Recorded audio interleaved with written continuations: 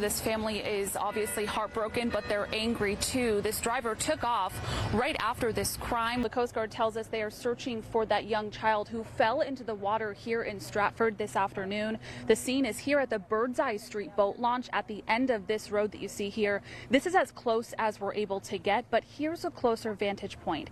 You're taking a live look at boats in the water searching right now. Bridgeport and Stratford Marine units assisting in this search. And while that search has been suspended, we're still seeing a bit of a police presence still here at the boat ramp. You can see a few officers out on that dock. That is the dock that 6-year-old boy fell off of. It's been a difficult day for those who knew and loved Ray Moreau, even people who didn't know him, stopping by all day long here at his firehouse, dropping flowers. That damage is now covered by this big white tarp, but police say that driver ran this stop sign, drove across the road here, up onto the grass, and drove straight into the middle. Once Khan got to that third ICE detention facility, he was kept in a holding cell overnight, just slightly larger than this parking spot, with 13 other people inside. That victim, John Mark Sack, was walking in the middle of the road here on South Main Street when he was hit by that driver who told police he did so intentionally. Well, I can tell you this is one of the areas where search crews have been launching to search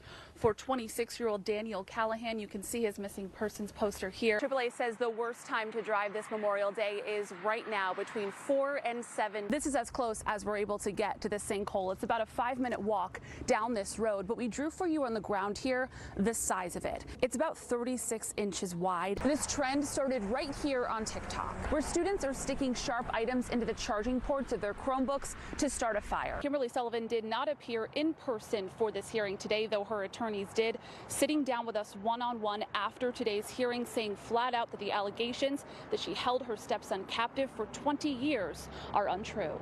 There are detectives and investigators, first responders in the warrant who did, say that his weight was 68 pounds. How is that explained? It doesn't explain anything. The scene from a horror movie is how state prosecutors described it. Kimberly Sullivan in Waterbury Superior Court today. The woman accused of holding her stepson captive for 20 years was back here in court today. She posted bond, and witnesses say they saw a BMW speeding down the street minutes before 1 a.m. A sinkhole big enough to fit a person. That's what was found here in Stratford Monday afternoon. Former Yale student detained by ICE last month in Hartford says he was tased and shackled, moved across 3 different detention facilities. We begin with NBC Connecticut's Amanda Pitts and the interviews you'll see on just one station. Amanda.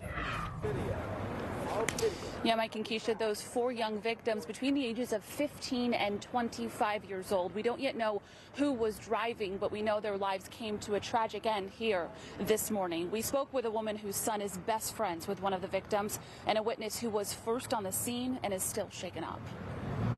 I seen a car come in right here at this light, speeding. This is the aftermath of a horrific crash in Waterbury Thursday morning, where a driver plowed into the front of a market, killing all 4 people inside. It's sad. It's very sad. Najawan Lewis was on his porch when he saw the BMW SUV barreling down Cherry Street minutes before 1 a.m. The car started to veer about right here, then it started flipping, hit the pole, went right into the store. Literally, I was the only person out here. I was literally the only person out here until somebody in this house seen me saying, "Call the police, call them."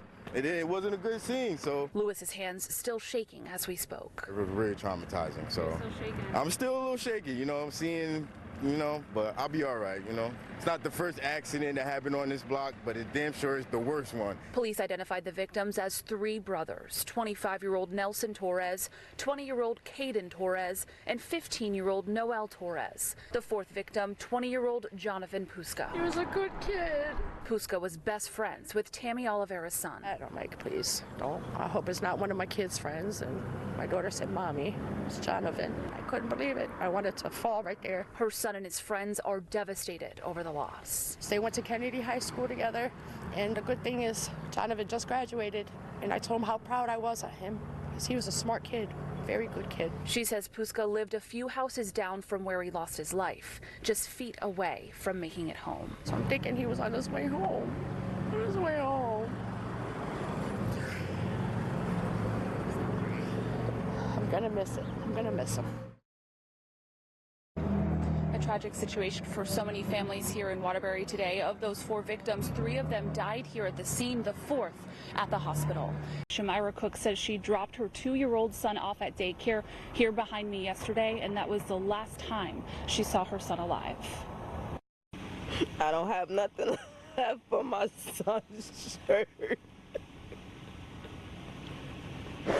I don't even want to take a shower because I got his scent on my skin. A mother's worst nightmare has become reality for Shamira Cook.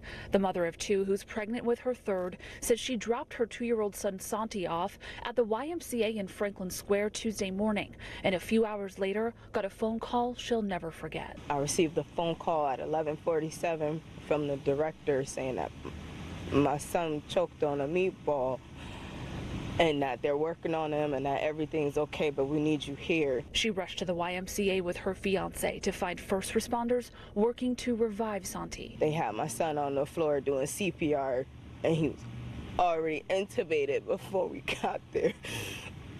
And nobody called me beforehand. The EMS closed his room. And the director came out of nowhere, hugging me, saying he's fine, he's breathing.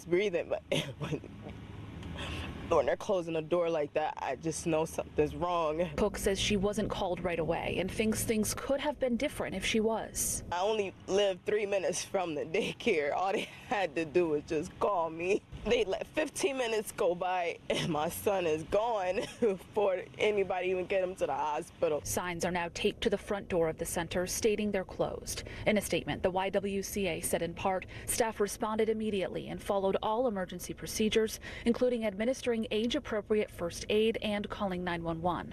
Emergency services were contacted and the child's family was immediately notified and involved throughout the process. For them to even have the audacity to say that they talked to me the whole process through is a slap to my face. Now Cook is left to grieve an unimaginable loss, left with just 2 years of memories with her son and his belongings that still remain at the daycare. He passed away in front of his cubby. I can't even go back to go get his book bag because I can't do it. As soon as I go past his cubby, I'm just going to see him just laying there.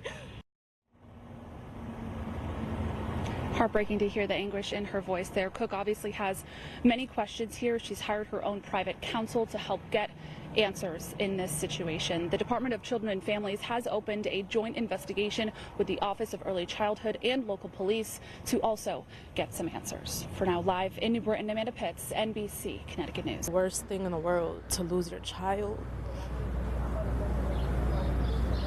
to this. July 17th marks 2 years since Anastasia Paul's murder, but for her mother, it feels like yesterday. I've been reliving it since day one, and I will never stop reliving it. She was an amazing person. She was young. She was 22. She was full of laughter. She loved basketball.